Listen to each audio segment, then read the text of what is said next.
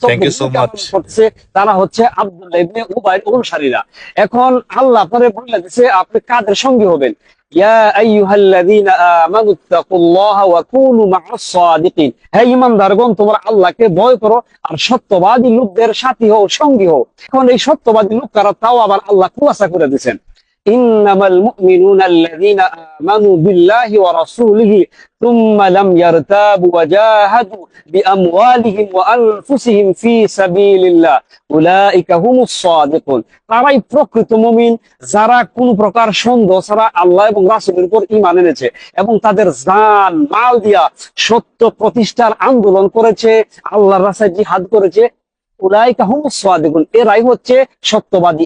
এখন সিদ্ধান্ত আপনার, যদি আপনি সত্যবাদীদের সঙ্গী হন, হক প্রতিষ্ঠার আন্দোলনকারীদের সাথে সামিল হন, তাহলে আপনার ঠিকানা হবে মরার পর জান্নাত।